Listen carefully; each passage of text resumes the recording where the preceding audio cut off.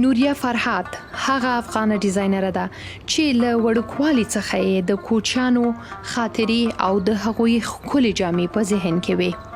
خپل کار یې په امریکا کې 1991 کال کې پیل کړو.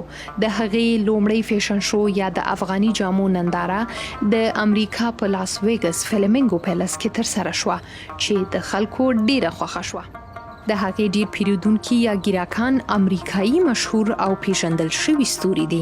و عاید ما نام خدا فوق‌العاده بسیار خوب شده. این از این عاید است که د کمې مودې نه مې چې خپل شخصي کاروبار پیل کړو نو ډیر ښه ګټه لرم.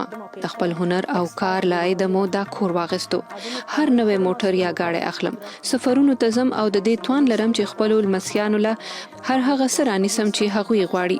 که څه هم زوی مې د امریکا فوز یو میجر دی او پیسو ته هیڅ اړتیا نه لرو، خو دا زما خپله خوښه ده. زما د خپل هنر سره مینه ده. نوریا وایي په افغانستان کې یو شمیر کسان ګمارلي چې هغوی ورته لاسي کارونه ګڼي او امریکا ته یې رالیږي. هغه ډیره خوشحاله ده. وایي د دغې لارې څخه افغانې میرمنې هم یو څه عاید ترلاسه کوي.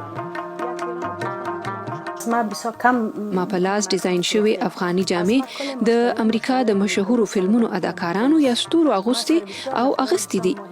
زمانه په دې وروستو کې د مولان په نوم راتلونکي امریکایي فلم د پاره ډیري جامې واغستل شوې. نورو مشهورو فلمونو لکه د ممی او د پرنس او پرشیا ته مې هم جامې ډیزاین کړي دي. ډیر مشهوره برانډونه لکه د اربن آوټفټر، فری پیپل، ایکستراپولوژي ټول زمانه جامې اخلي. تر دې چې کله زما ډیزاین شوي واسکټونه یا چپنې چین ته د کاپي د پاره استوي او بیا به خپل د برانډ نوم لګوي. نوریا وایي د ژوند ملګري هم ورسره د کار په هر ډګر کې ډیره مرسته کړې او د دې ترڅنګ خپل هنر ته یې تشویق کړی ده. و اکثرا وقتی که د فیسبوک یا د اینستاګرام یا کله چې نوریا خپل ډیزاین شوی جامې د مشهور هنرمندانو په ځان ویني نو ډیره خوشحالېږي. زه هم ورته وایم چې تا خپل هدف ترلاسه کړ او ستا ډیزاینونه اوس نړیوال شول.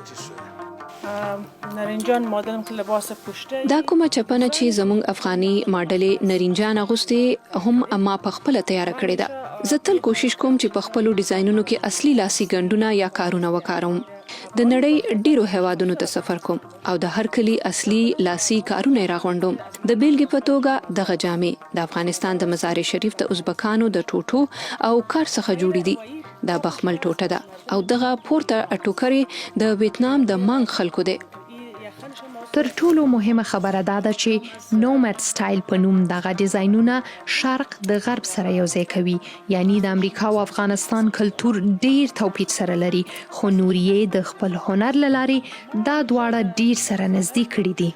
واضح خبره ده چې دغه جامې او غاڼې په خپله خبرې کوي. د نوریې په لاس جوړ شوي ډیزاینونه بې د شکه ډیر ښکلي دي. په اوړي کې به هر مازیګر کوچیان زموږ سیمې ته راکډه کېدل. هر ورځ به زموږ کور ته راتلل او د نلکې نه به خپل منګیان ډکول.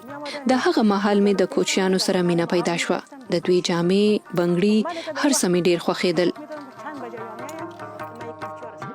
په افغانستان کې اوږدې جګړې او ناامنۍ په نړیوالو رسنیو ډیر منفي تصویر پرېښی او زیاتره وخت د افغانستان ښکلی کلتور او تاریخ پکې ورک شي، نو دا کار د افغانستان ښکلی کلتور پر رسنیو بیا راژوندی کوي.